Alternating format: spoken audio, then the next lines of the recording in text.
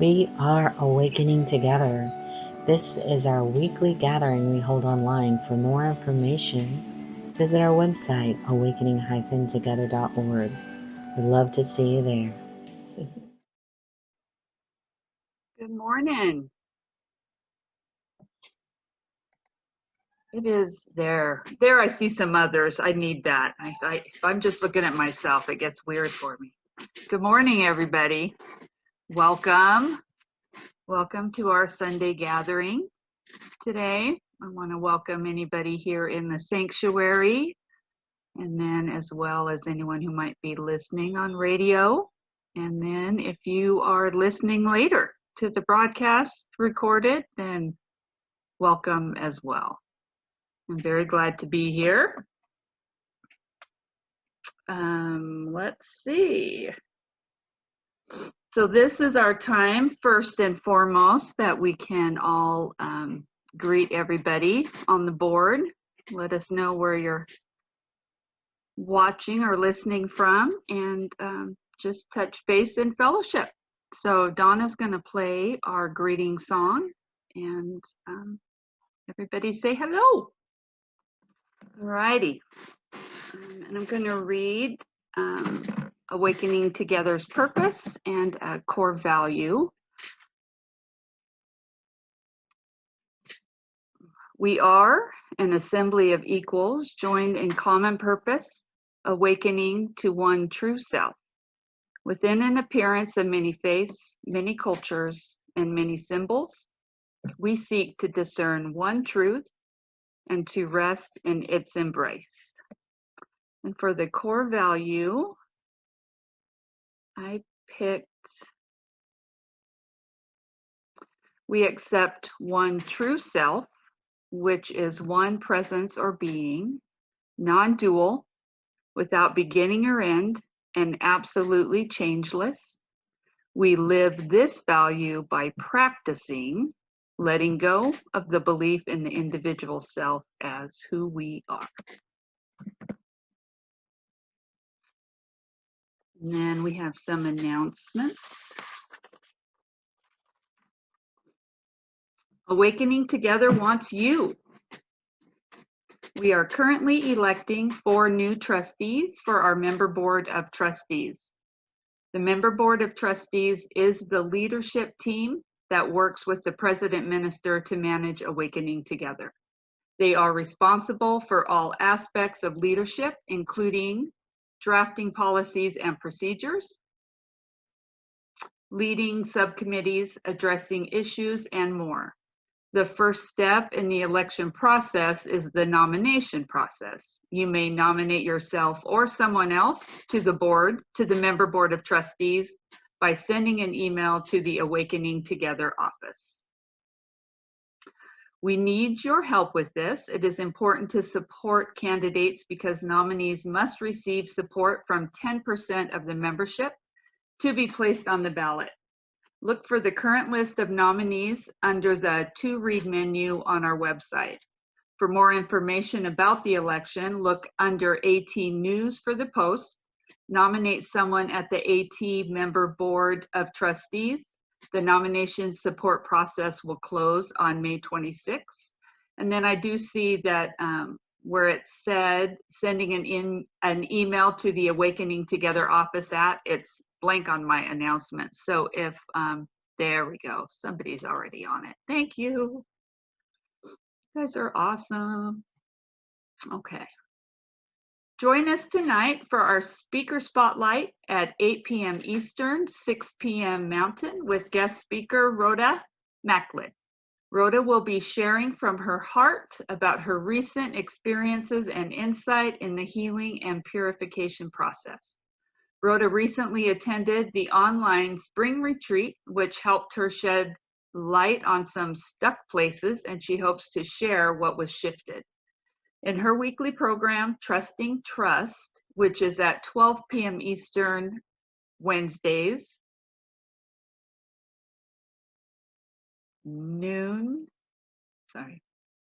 Trusting Trust, which is at 12 p.m. Eastern Wednesdays. She is continually exploring the rich depth of what it means to surrender while at the same time not necessarily knowing what will happen next. Very true.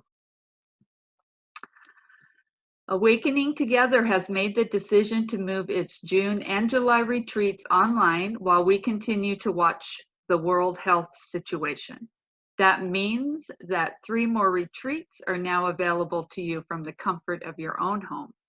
The Loving Consciousness, Loving All retreat in June, and the Releasing the I Am Bad Belief retreat, and the In the World But Not of It, Embodying Truth retreat in July. For more information, visit our website and look under Retreats and Classes and click Retreats at the Retreat House. The retreats that have moved online are clearly marked on that webpage. We are also planning to hold our fall retreat. Whether we are actually able to do so will obviously depend on the world health situations at that time. Although there is some uncertainty about what the situation will be in the fall, we hope you will join with us in making plans to attend the retreat and pilgrimage. Of course, any monies paid to Awakening Together are fully refundable if the retreat and pilgrimage are canceled by us due to the coronavirus pandemic. The fall retreat includes 2 parts. The first part is a pilgrimage to sacred and historical sites in New Mexico. The second week of the fall retreat is the Keys to the Kingdom, the ultimate guide to freedom retreat, and will be held at the Retreat House in Levita, Colorado. We shared recently about the first day of the New Mexico pilgrimage. The second day of the pilgrimage is a day trip to not even gonna try.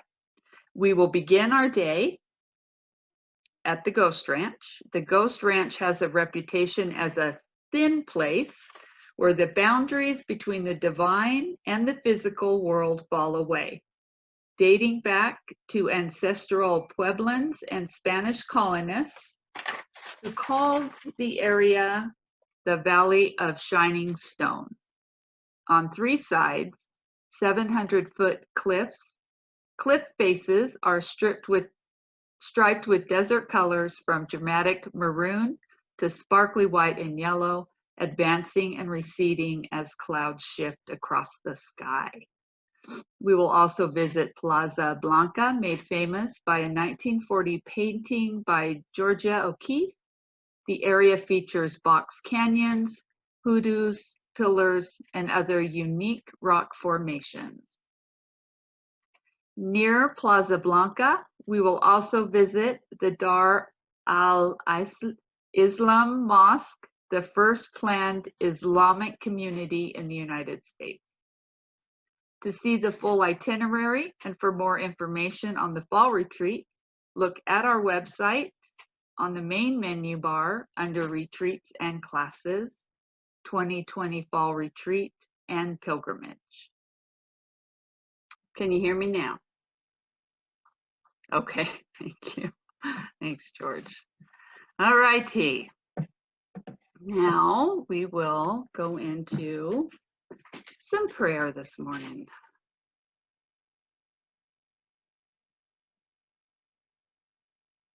Oh.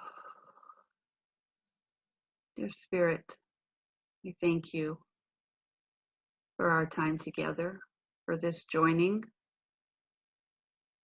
where we can come and participate in the most natural thing in the world, to rest with you in the quiet. May our minds be open to receive your word. May our hearts be open to know how much we are loved as we journey together. May we lay aside the noise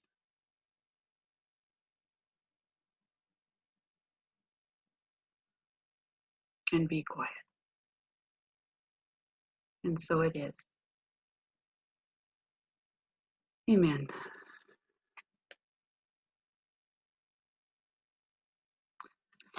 All right.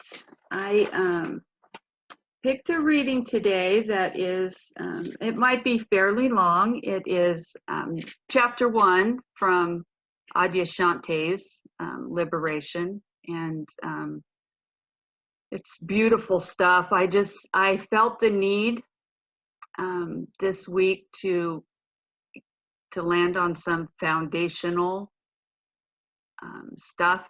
Things were extremely busy at work, a little crazy.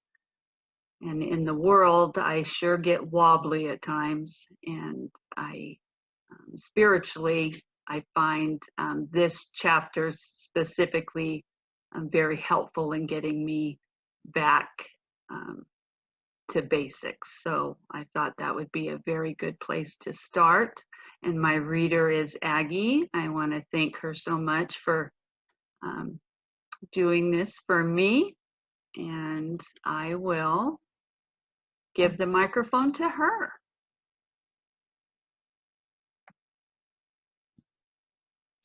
Thanks, Kelly. Can you guys hear me okay? Excellent. Okay. So this is chapter 1, and the title of it is The 5 Foundations. The 5 foundations are the bedrock on which the teaching rests. They should not be ignored, skimmed over, or taken lightly. In a very real sense, the 5 foundations are absolutely essential components of the teaching that apply after awakening as much as, if not more than, before it. Don't be deceived into thinking that the 5 foundations are insignificant or rudimentary simply because they appear to be attuned more to the human or relative aspect of reality. The 5 foundations are a means of living and manifesting the ultimate nature of reality in daily life. If we do not live and manifest in our lives what we realize in our deepest moments of revelation, then we are living a split life. Furthermore, the 5 foundations provide the context within which the teachings unfold. If you remove the context from the teaching, you are removing the anti-egoic safeguards that protect the teaching from egocentric interpretation. Misinterpretation of a spiritual teaching by the ego is always a significant danger, since the ego's tendency is to justify whatever points of view it is attached to and invested in. To add to this danger, any spiritual teaching rooted in the absolute nature of reality is by definition oriented towards truth, not towards the ethical and moral dimension of relative life. This does not mean that such teachings are immoral. It means that they are transmoral, that is, rooted in a reality beyond the relative moral and ethical standards of the dualistic perspective. This does not mean that all morality is rendered irrelevant in the absolute view. This is a common misunderstanding. It means that morality is no longer rooted in the cultural and religious values designed to rein in and control egoic impulses. Instead, selfless love and compassion naturally flow out of the unified view of reality as spontaneous expressions of that unity. When nothing is seen to be separate or other than you, the actions that flow through you reflect that unified perspective. It can get complicated because it is possible to have some experience of the ultimate nature of reality, while at the same time not being completely free of egoic delusion. This makes for the possible volatile mixture of reality and illusion simultaneously existing and expressing itself in an unconscious and distorted way. While some of this is to be expected as we are maturing in the spirit, There are few things more distorted or dangerous than an ego that thinks it is God. Many years of working with thousands of people have shown me that if these foundational aspects of the spiritual life are ignored, it will almost always derail one's spiritual unfolding to some degree. A failure to explore and come to clarity about any one of these, as well as to consistently apply them, will result in ongoing inner and outer conflict and division at some level. The 5 foundations are a means of gathering all of your inner resources, body, mind, and spirit, and focusing them in a unified way towards your highest aspiration.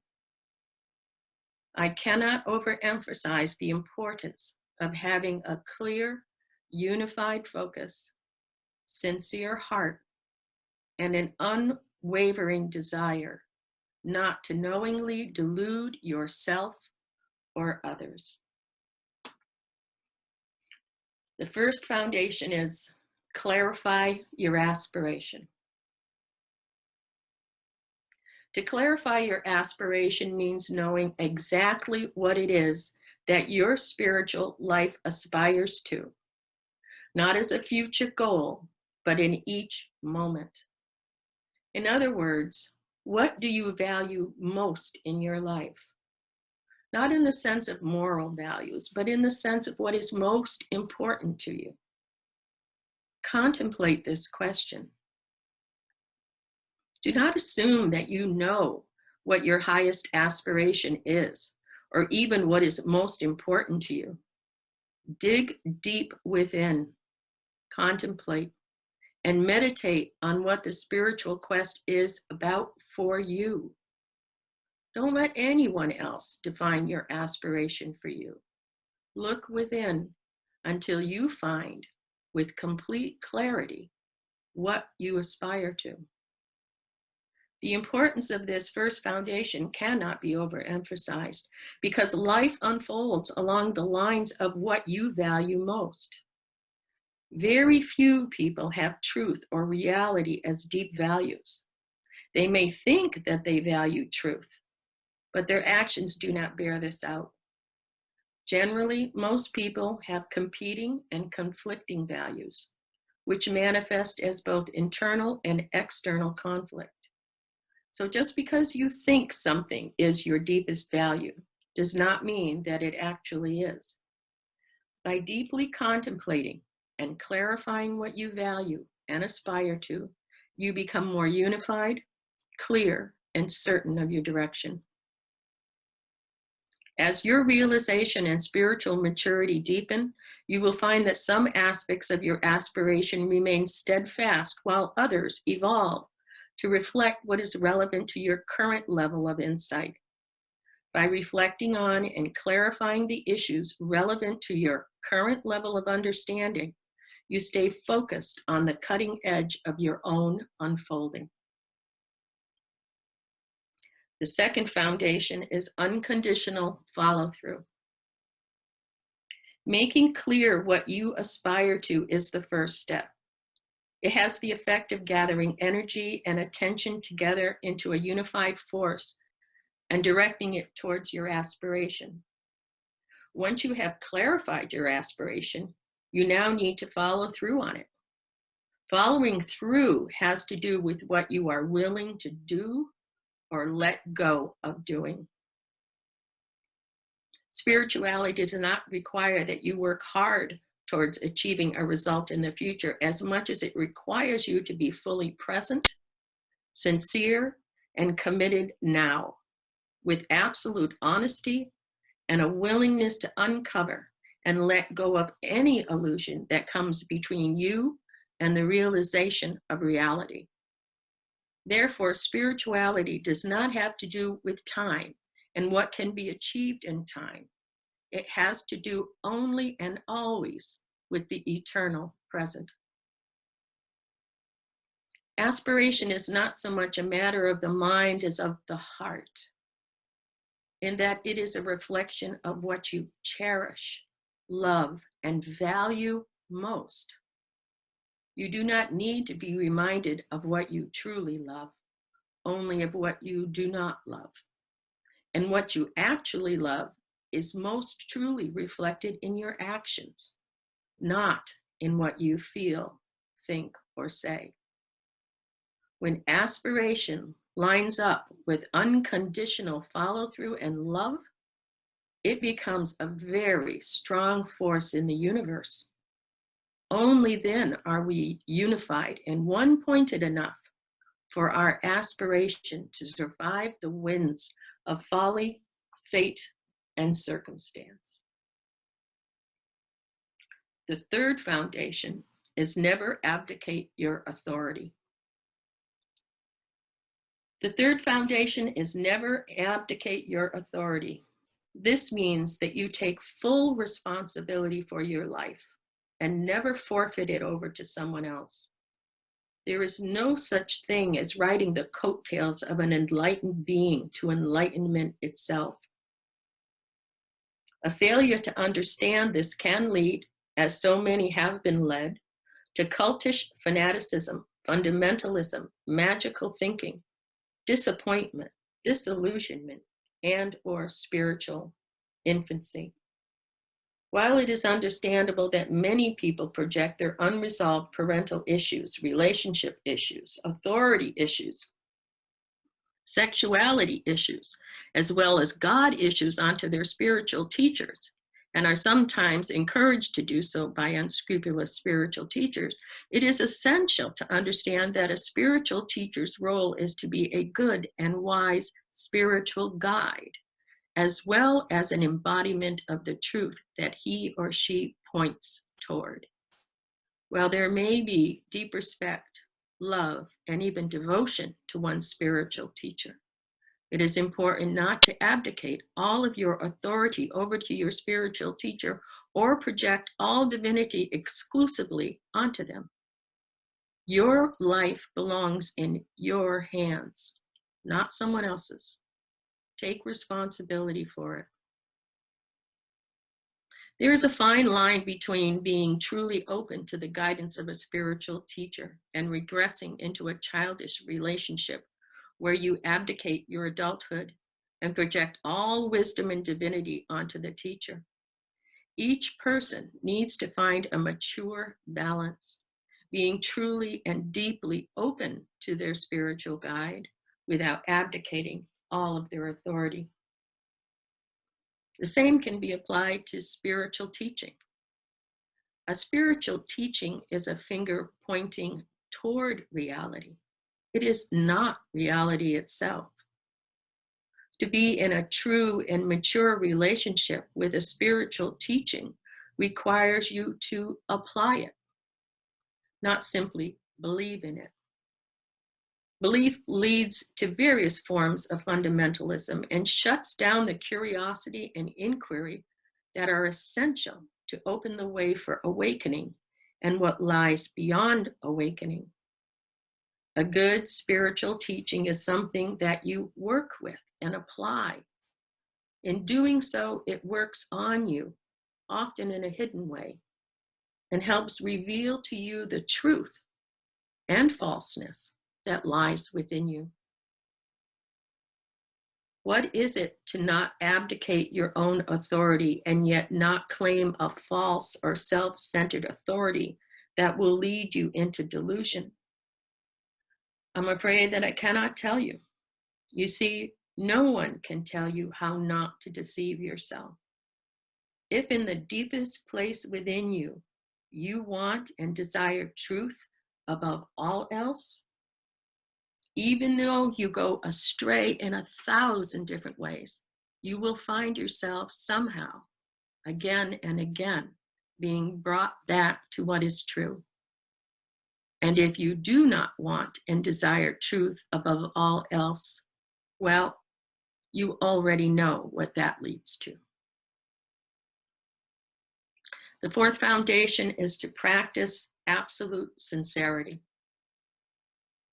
To have genuine sincerity is absolutely necessary in the spiritual life.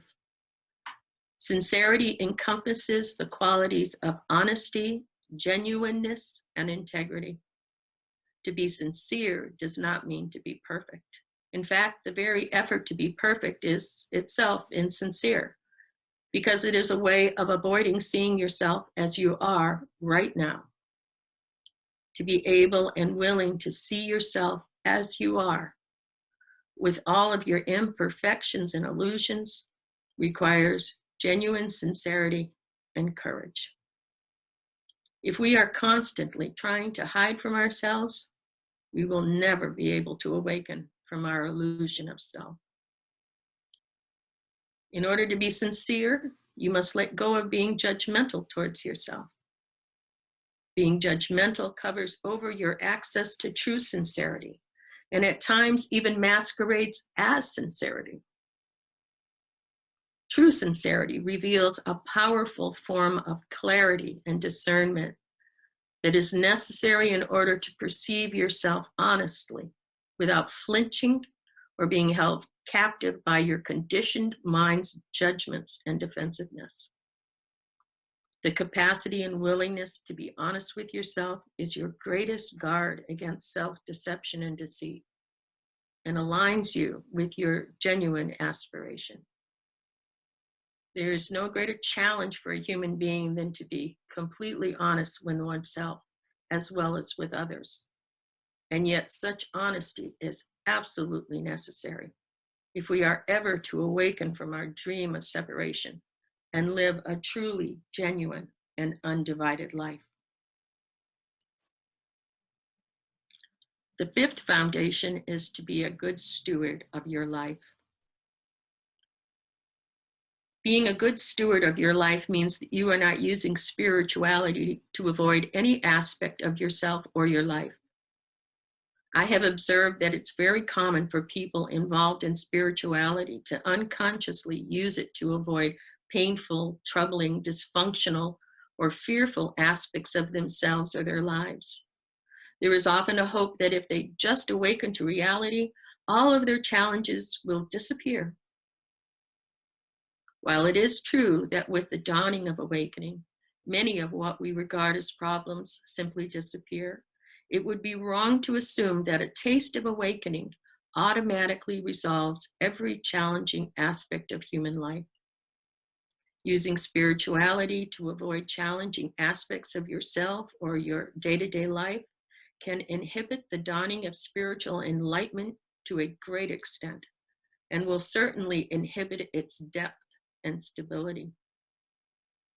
The way of liberation is a way of completely facing yourself and your life without withdrawing into denial, judgment, or magical thinking. It is a means of piercing through the veils of illusion and awakening to truth. To be a good steward of your life requires you to embrace every aspect of your life, inner and outer, pleasant and unpleasant. You do not necessarily need to face them all at once, just whatever arises in any given moment. Give each moment the attention, sincerity, and commitment that it deserves. A failure to do so is more costly than you can ever imagine. Your life, all of your life, is your path to awakening. By resisting or not dealing with its challenges, you stay asleep to reality. Pay attention to what life is trying to reveal to you. Say yes to its fierce, ruthless, and loving grace. Thank you so much, Aggie. That was a beautiful reading. You rose to the challenge. It's a long one. I appreciate it. You read it beautifully. Thank you for asking me, Kelly. Oh, yes. Thank you. Now I think we can just meditate and pray and play a song and go home, because Adyashanti did it all for us right there. That is, it's so loaded with beautiful stuff. And I really like how he just sums all of it up right at the very end. Your life, all of your life, is your path to awakening. By resisting or not dealing with its challenges, you stay asleep to reality. Pay attention to what life is trying to reveal to you. Say yes to its fierce, ruthless, and loving grace. And it does try and teach us softly. I do know that I learn lessons sometimes in a tough way. So I do know that that at times when well, it can be any challenge that I face in this worldly walk. Oftentimes, challenges at work, finances, relationships, all those things that unfortunately make Kelly Kelly. Sometimes I need to fall back on reminders of what's important and what's valuable on this journey. And like I said early, this reading this chapter really helps me. I was thinking the other day about, especially when we come together in this group like this, and I notice it I did certainly noticed it in my MPP course, the time I spent there, and then in gentle healing, that there is very genuine and sincere wanting of the truth as we come together and we do this work and try and be honest about what comes up. And I am just amazed at how sticky the thinking in my mind is. And I wonder about the incredible depth of that conditioning. And I was reminded the other day, I'm cleaning up this garden piece in right at the end of my lawn that has never been cleaned up. It's just dirt and rocks and lots of weeds. And I have this end result of this beautiful section of wildflowers. And I mean, it is in my mind all the time. I just can see it. Right now it's just empty and barren, and it truly needs a lot of work.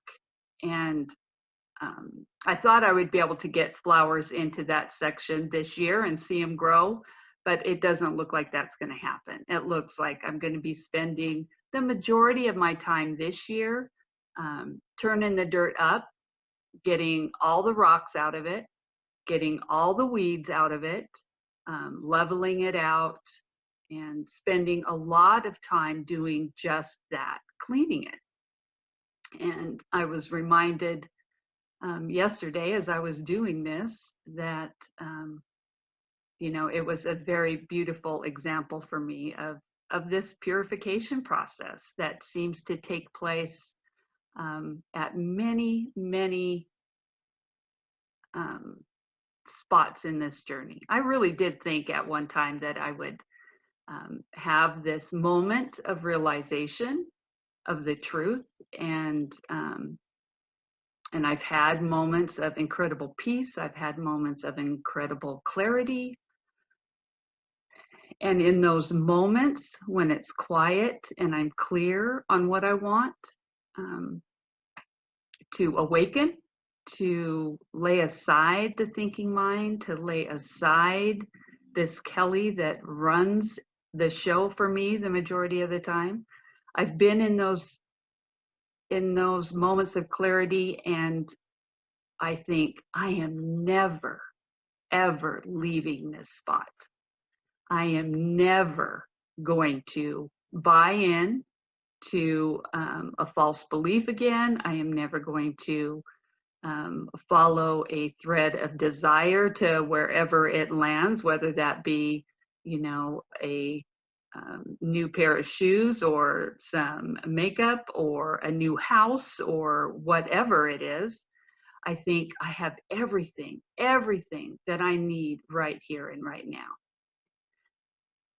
And that's a very powerful and very true statement for me in the moment. It does not feel like it's, spiritual ego. It feels like it is a true aspiration and a true desire to remain there. And yet there I go, right? Okay, so something comes up in my head and I buy into some thinking and I have a lot of problems to solve and I start trying to solve them. And when I was cleaning the garden, I said, why is that? And I was just reminded that this is no small feat that we take on here. It's the majority of the world, of course, and probably the majority of the people we come in contact with on a daily basis are really not that interested in letting go of the personal self, not really interested in letting go of our personalities and our thinking. And so it does not get reinforced very much, except for in these gatherings, right? We join with people and that helps create some synergy for us. But the conditioning that I am certainly working on, the conditioning is so deep, it is sticky. There is a part of us that does not want this to take place, this awakening. And so it resists and it fights. And what I love about Adyashanti and when he's sharing is that what I noticed from this reading is any point in time when I get lost, when I get off track. And I do believe that oftentimes my spiritual progress is marked more by not whether or not I stay on this great path all the time, but it's marked more by when I veer off, I recognize and I return. That seems to mark my progress most.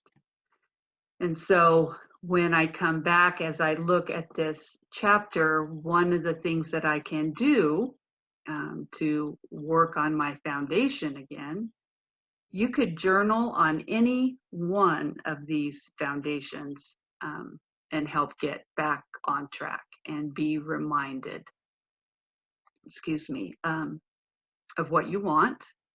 Basically, it's a roadmap of, clarifying what you want and how are you going to get there.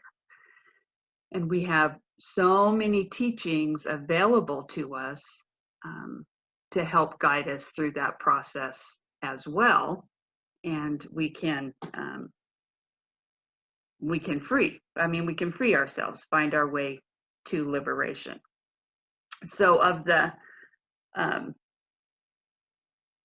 some of the comments I wanted to make on little pieces of the reading. I don't have a whole lot of time because, like I said, Adyashanti did the teaching for the most part. But I love the misinterpretation of spiritual teaching by the ego is always a significant danger, since the ego's tendency is to justify whatever points of view it is attached to and invested in.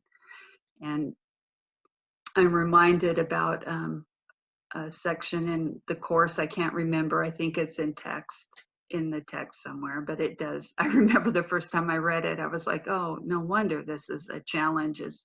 It stated that the ego will only allow into its perception things that support its system, what supports its belief.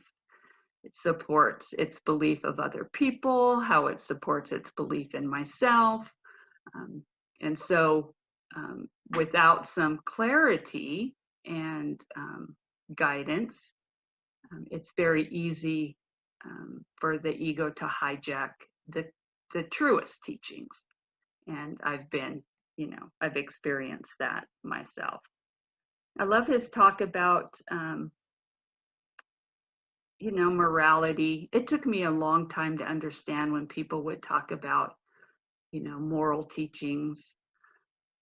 That today I understand that to be more about conditioning. Morals are about things that we have learned about what is moral. It has not taken into much consideration our own internal look at what we value, what we think is important. Most times morality is handed down. So it is a good opportunity to take a look at that stuff for sure. While some of this is to be expected, and also this piece about going kind of back and forth when you have these moments. That's kind of how my path is. My path started with, a pretty powerful experience of things getting really quiet and me understanding that the majority of what I believed prior to that moment was false, especially the belief that I was not loved. And so I had this powerful experience. And like I said earlier, I thought that was it, right? I thought I was cooked. I thought I was done. I thought I was there at the top of the mountain to reside there forever and ever. Amen. And it was far from that. So my journey is marked often by, these moments of clarity and truth. And then it goes into this, like hitting a cosmic snooze alarm where I can spend many, many, many, many days absolutely in the deepest slumber ever. And going back and forth between that stuff is exhausting for one, and a challenge. And I really don't believe without right now, currently without gentle healing, that it would be possible for me to come back from some of those slumbers. So I'm just really grateful that I have people around that remind me in beautiful, gentle ways, which is what I'm learning. Gentleness, I think, will be cultivated from this point forward. But going back and forth is a challenge, but we're very grateful, and we're very fortunate to have all these tools to do that. So the first one of clarifying aspiration, how important that is. I mean, this is taking a look at what it is that we want in a very honest way. And for a long time, I used that as a denial of impulses that I might have about things that I wanted. Like I said, I mean, all the way from, this flower garden out along my fence, right? So it's taking a look at those things and allowing those things, but asking for guidance on which of these things to pursue. But ultimately, underneath all that, what do I want all of it to be for, right? It's all, when I'm clear on my spiritual affirmation, I see that it's all grist for the mill. It's all about being used to wake up from this slumber that I am still at times so attached to. So clarifying that, what we want, how important that is, and the energy that comes from the clarification of that is what brings into our life the teachings and the teachers that will help us realize that aspiration. Then unconditional follow-through, I really like this. I mean, there's even me, there's an awful lot of talk going on often, and very little sitting still, and very little deep looking at this thinking that goes on. And that follow through is about, you have this aspiration of what you say you want. What are you doing? I think we kind of do what we want to do, and it's pretty easy to see what we are wanting by the actions that we're taking, what we're pursuing. And so, paying attention to that, and, it's what our attention's on. I remember people saying, we were talking in a group of folks about our higher power and who is your higher power. And somebody said something to the effect of, it's not hard to figure out who your higher power, who your God is, any of that stuff. You just take a snapshot of what's in your mind the majority of the time, and that's who your higher power is. That is what you are desiring, and that is your prayer, basically. So being mindful of that, and making sure that my actions are matching what I say with my lips, what it is that I want on this journey. The realization of truth, to be love, to express love, to be here now in the moment. And of course, never abdicate your authority. We are so fortunate in Awakening Together. It's one of the reasons why I have this incredible love for Awakening Together, and want to participate here and be here. I don't think we realize sometimes how fortunate we are that our founder lives this, teaches this, developed this entire community on the truth of not abdicating your authority to anyone. And that's a rare find, and we are very blessed to have that. And Jacqueline carries that on for us in incredible ways as well. She is, has the same voice as far as you go within, you get your guidance there. And that I was thinking, well, sometimes I think there's a spot in here. I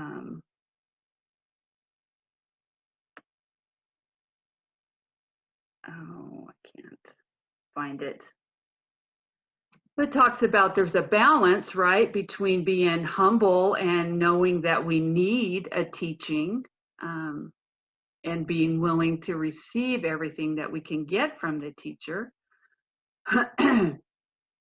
There's a balance between that and then being completely self-taught that the ego hijacks, right? And that kind of turns into a little bit of, you're not the boss of me, right?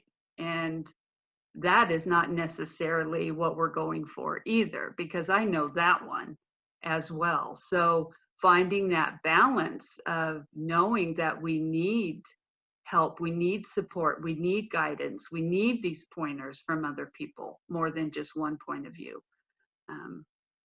But we're always still learning and turning into towards ourselves to receive our own guidance. And that is a foundation of Awakening Together, and I'm so grateful for that. Practice absolute sincerity. I think that one's very important to me, and I think the most sincere, the most sincerity I practice is in Awakening Together. I think it's part of the safety I feel here. It's it's really important for me to be honest and clear about where I'm at any given time, because I know that being deceitful with myself or others will keep me snoozing, basically. And then being a good steward of our lives, you know, don't avoid, you know, the things that come up to us in our lives, from this pandemic to our finances, to relationship issues, to, you know, good days, bad days, all that stuff that is to be used for, you know, for our whatever it is that we aspire to. And and that's the truth of what it's for. So use it, don't avoid it. Way of Mastery talks about one of the most important lessons you can learn when through the purification process is that you don't leave the room. You stay with it and learn from it and move on from there. And I see that I managed to talk more than I planned on it. I think we will go ahead and listen to another song.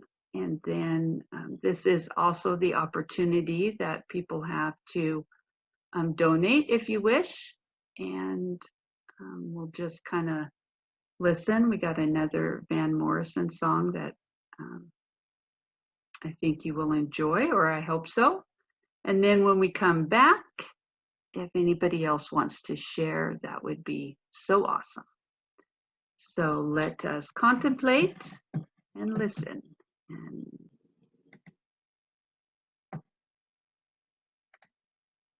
All righty. I think we have some time for a share or two, if anybody else would like to share something.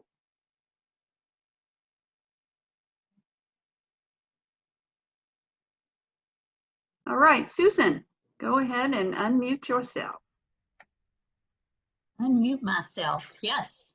Thank you so much, Kelly. And I love that's so quiet in here, so peaceful in here with the mind when we can finally let go of whatever appearance the present moment is trying to give us. And you did such a beautiful job interrelating all 5 foundations. And they really were, as you went through them, I was noticing the flow of them. It was all almost one foundation, just kind of one flowing into the other. I don't know, sometimes it's so hard to be a human being, and we have to have so much compassion for the human side of us, even you know, letting go of the ego, which really doesn't need the compassion because it's not it's really I don't know, it's not an entity, it's more of a programming that we keep defaulting to. But I had an experience myself this week that I just wanted to share of how I let spiritual ego abdicate my authority. And I was so certain because I'd asked for some guidance and it came through a dream, and I never remember my dreams. So it was really important that I sit down the next morning and interpret that dream. And of course, spiritual ego spoke loudest and first and got really loud and told me what the dream was.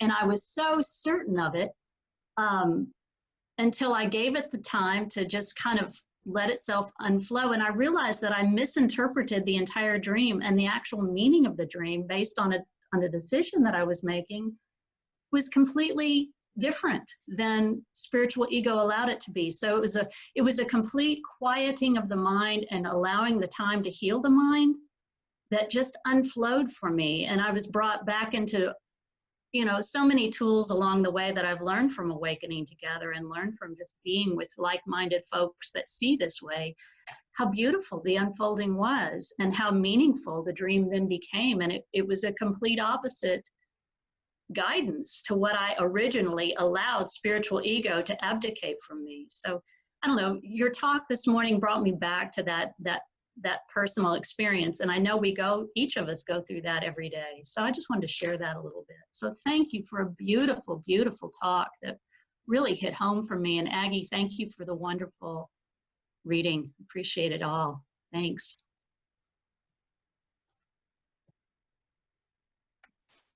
Thank you so much, Susan. Appreciate that.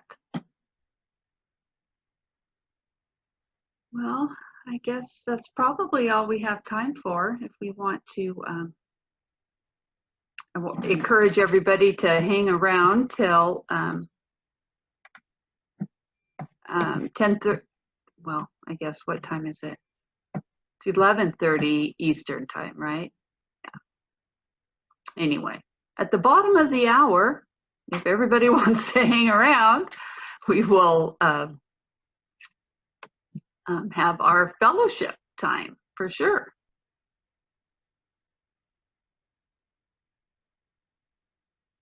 Thank you for watching. This was our weekly gathering that we hold online. For more information, you can visit our website at awakening-together.org, or you can subscribe to our Awakening Together channel and click the bell for more notifications when we post our weekly gatherings. Thank you again for watching.